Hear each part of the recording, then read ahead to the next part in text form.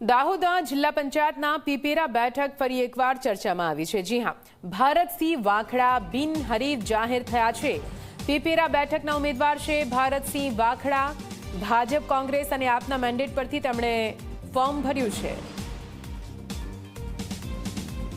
તો આપને જણાવી દઈએ, ભારતસિંહ વાખડા બિનહરીફ જાહેર થયા છે।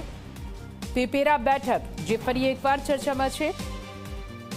દાહોદ જિલ્લા પંચાયતની પીપેરા બેઠક ફરી એકવાર ચર્ચામાં, કેમ કે ભારતસિંહ વાખડા જે ઉમેદવાર હતા તેઓ બિનહરીફ જાહેર થયા છે। પીપેરા બેઠકના ઉમેદવાર છે ભારતસિંહ વાખડા।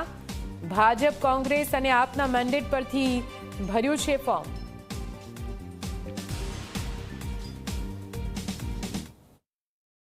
ધાનપુરની 37 પીપેરો જિલ્લા પંચાયત બેઠકનું અત્યારે ચિત્ર સ્પષ્ટ થઈ ચૂક્યું છે। ભરતસિંહ વાખડા જેઓ અત્યારે ચકાસણી માટે ધાનપુર મામલતદાર કચેરી ખાતે આવ્યા હતા અને ચકાસણી પૂર્ણ થઈ ચૂકી છે। અમારી સાથે ભરતસિંહ વાખડા છે, તેમની સાથે વાત કરીશું। ભરતભાઈ, આજે ચકાસણીનો દિવસ હતો, 3 મેન્ડેટ હતા, આપે કયા મેન્ડેટ તરફી ગયા છો?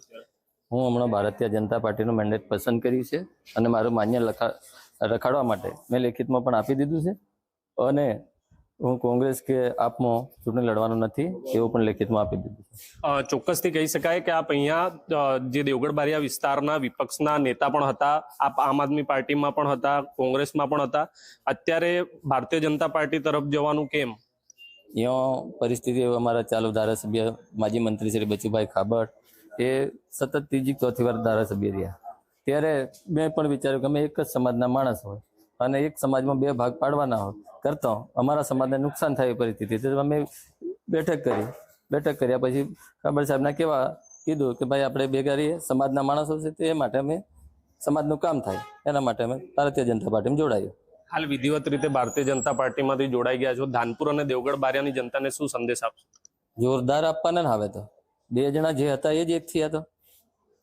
ચોક્કસથી આ હતા ભરતસિંહ વાખડા, જેઓએ ચિત્ર સ્પષ્ટ કરી દીધું છે। 37 પીપેરો જિલ્લા પંચાયત સીટ પર ભારતીય જનતા પાર્ટીનો હાથ જે છે તે ભરતસિંહ વાખડાએ પકડી ચૂક્યો છે અને ભારતીય જનતા પાર્ટીમાં તે જોડાઈ ચૂક્યા છે। ધ્રુવ ગોસ્વામી, ઝી મીડિયા, દાહોદ।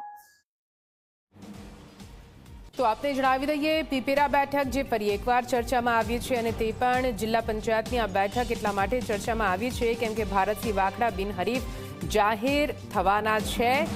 તેમણે 3 પાર્ટીના મેન્ડેટ તરીકે ઉમેદવારી ફોર્મ નોંધાવ્યું હતું, જો કે હવે તેઓ બિનહરીફ જાહેર થયા છે।